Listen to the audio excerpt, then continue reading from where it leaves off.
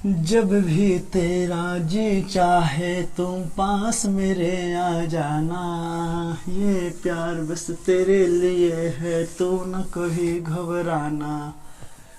जब भी तेरा जी चाहे तुम पास मेरे आ जाना। ये प्यार बस तेरे लिए है, तू न मुझे घबराना।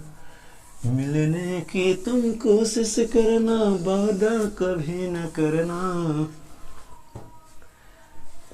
हेलो नमस्कार दोस्तों, आप सभी को स्वागत है आपके अपने YouTube channel in the classes में। दोस्तों मैं नीतीश कुमार। दोस्तों हम सब अभी तक पढ़ रहे थे क्लास 10 का केमिस्ट्री। हमने पार्ट 1 दिया है, ठीक है। हमने पार्ट 1 में अभी तक क्या क्या दोस्तों पढ़ चुके हैं। अध्याय 1 है और अध्याय 1 हम सब पढ़ रहे हैं क्या, रासायनिक अभिक्रियाएं एवं समीकरण के बारे में, ठीक है। तो हमने पिछले वाले वीडियो में रासायनिक अभिक्रिया क्या है, ठीक है।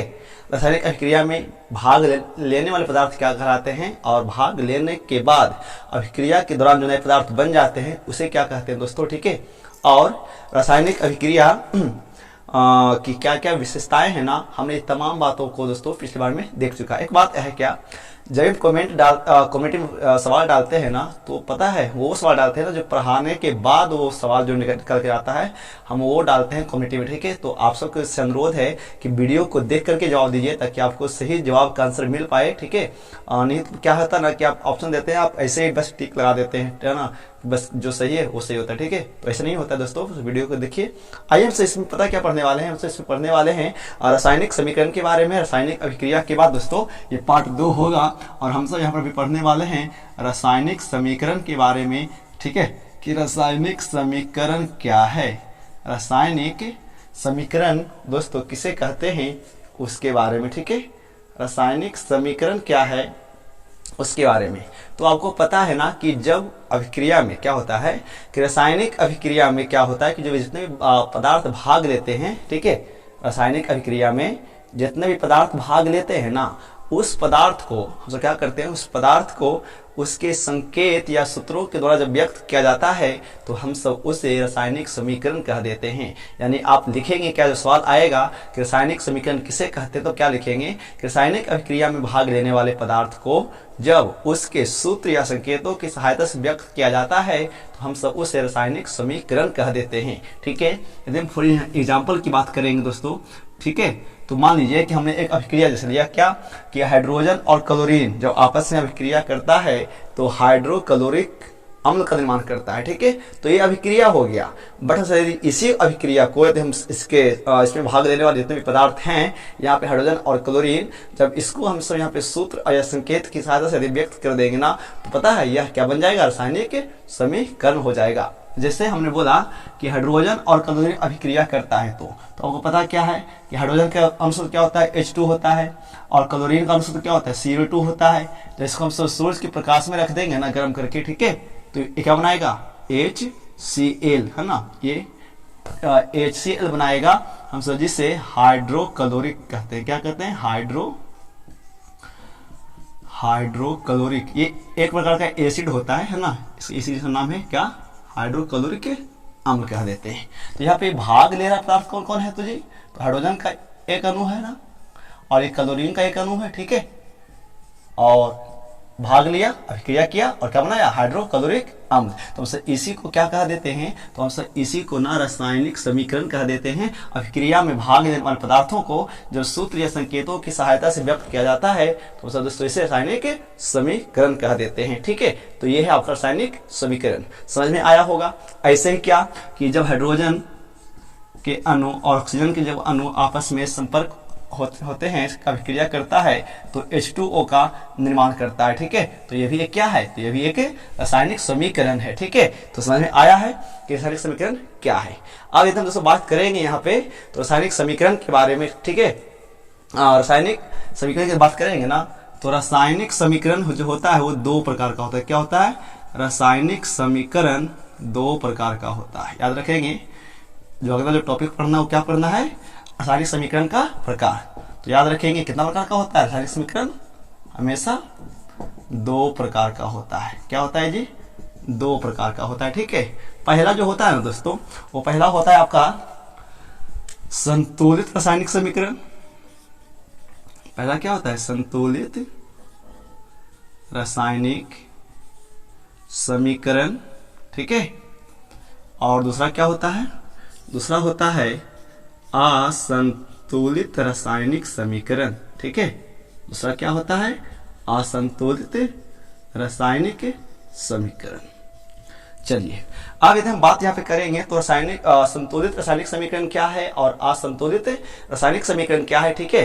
तो यदि हम यहाँ पे सबसे पहले बात करेंगे, ठीक है, तो याद रखिएगा क्या कि हम सब आप याद कीजिए, स्नातक काफी पढ़े होंगे कि संतुलित रासायनिक समीकरण वह समीकरण है, ठीक है, यानी वैसा रासायनिक समीकरण जिसमें, ठीक है, दोनों ओर जो तत्व भाग ले रहा है और भाग लेने वाला जो नया पदार्थ बन रहा है, ठीक है, तो वैसा रासायनिक समीकरण जिसमें दोनों तत्वों की परमाणु संख्या समान होती है, हम सब उसे संतुलित रासायनिक समीकरण कह देते हैं, ठीक है। वैसा रासायनिक समीकरण जिसमें दोनों ओर मतलब अभिकारक की ओर और प्रतिफल की ओर, ठीक है, दोनों ओर भाग लेने वाले पदार्थों के तत्वों की परमाणु संख्या जो होता है जो बराबर होगा, तो हम सब उसे रासायनिक समीकरण कहेंगे ना, वो संतुलित रासायनिक समीकरण कहलाएगा, ठीक है।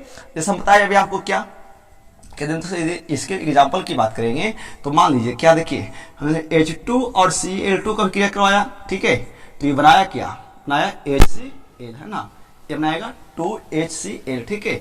अब देख रहे हैं कि क्या इधर जो कितने जो तत्व भाग ले रहे हैं, सॉरी अणु भाग ले रहा है, क्या उधर भी उतनी ही संख्या में है कि नहीं। देखिए तो इधर कितना हाइड्रोजन है जी, H2 मतलब एक अणु के कितने परमाणु हैं, 2 परमाणु है, तो क्या इधर भी 2 है, तो हाँ जो 2 है ना, ये 2 इसके लिए भी, इसके लिए ये हाइड्रोजन के लिए भी 2 है ना, तो इधर भी 2 हाइड्रोजन है, तो इधर भी क्या है, हाइड्रोजन 2 है। इधर क्लोरीन कितना है जी, Cl2 है ना, तो 2 ही तो है, तो इधर भी कितना है, तो ये 2 जो है ना, ये इसके लिए भी है, ठीक है, यानी यहाँ पर भी हाइड्रोजन 2 और यहाँ पर क्लोरीन 2, तो ये हो जाएगा क्या आपका संतुलित रासायनिक समीकरण। यदि हम और यह बात करेंगे, हम इसी को ले लेते हैं हाइड्रोजन, ठीक है, प्लस ऑक्सीजन, क्रिया किया, बनाएगा क्या, बनाएगा H2O, ठीक है। तो यदि हम इसके आगे 2 लगा दें, वो कैसे लगाएंगे ना, वो सब सीखेंगे, ठीक है। तो यहाँ पर 2 लगा दें तो या देखिए ये भी एक क्या है, संतुलित रासायनिक समीकरण है। क्यों, देखिए यहाँ पे कितना हाइड्रोजन है, 2 दूनी 4 हाइड्रोजन है, यहाँ पे कितना ऑक्सीजन है, 2 है, तो यदि यहाँ पे 4 हाइड्रोजन तो यहाँ पर भी कितना है जी, 2 पहले से था, 2 ये, तो कितना 2 दूनी 4, यहाँ पे कितना ऑक्सीजन है 2, तो यहाँ पर भी कितना है ये 2, ठीक है। तो इसको तो क्या कह देते हैं यहाँ पे संतुलित रासायनिक समीकरण। बस आपको परिभाषा लिख करके 1-2 एग्जाम्पल बहुत है, ठीक है, देने के लिए, क्योंकि आप 10th में तैयारी करते हैं ना, तो 10th में बस परिभाषा दीजिएगा और उसका 1-2 एग्जाम्पल दे देंगे ना, तो बहुत हो जाएगा, ठीक है। चलिए यहाँ तक हो गया, आगे बढ़ते हैं। यदि अब हम यहाँ पे असंतुलित रासायनिक समीकरण की बात करेंगे, तो असंतुलित रासायनिक समीकरण किसे कहेंगे, तो बस जस्ट उसको उल्टा हो जाएगा, क्या बोलेंगे, वैसा रासायनिक समीकरण जिसमें दोनों और तत्वों की परमाणु संख्याएं असमान होती है, बराबर नहीं होती है, तो हम सब उसे क्या कहेंगे, असंतुलित रासायनिक समीकरण कहेंगे। ऑप्शन अब बिल्कुल सुन के लिखेंगे, ठीक है, सुनिएगा और नोट करिएगा, ठीक है, क्योंकि लिखेंगे नहीं बट बोलते हैं, हाँ एग्जाम्पल जरूर लिखिएगा बट परिभाषा सुन के लिखिएगा। वैसा रासायनिक समीकरण जिसमें दोनों और तत्वों की परमाणु संख्याएं जो असमान होती है ना, तो हम इसे क्या कह देते हैं, असंतुलित रासायनिक समीकरण। यानी अभिक्रिया में जो भाग लेने वाले जो पदार्थ है, एक और अभिकारक की ओर और एक और प्रतिफल की ओर, ठीक है, तो यदि जितना अभिकारक है उतना प्रतिफल नहीं होगा, तो वो क्या हो जाएगा, असंतुलित रासायनिक समीकरण। अब हम एक बात यहाँ पर करेंगे तो क्या होगा समझिए, कुछ और ले लेते हैं ना जी, कुछ और लेते हैं, ठीक है। चलिए इसी को आपको बहुत एग्जाम्पल तो बहुत कुछ हो सकता है, ठीक है। यदि हम मान लीजिए हम कार्बन और ऑक्सीजन को क्रिया करवाए, ठीक है, तो ये क्या हो गया, CO2 हो गया। तो यहाँ पर देख लीजिए, यहाँ पे क्या है, असंतुलित रासायनिक समीकरण है। क्यों है, यहाँ पे कार्बन की कितना परमाणु है, 2, बट यहाँ कितना है जी, 1 है। यहाँ पे कितना ऑक्सीजन है, 2 गो, यहाँ पे कितना ऑक्सीजन है, 2 गो, ठीक है।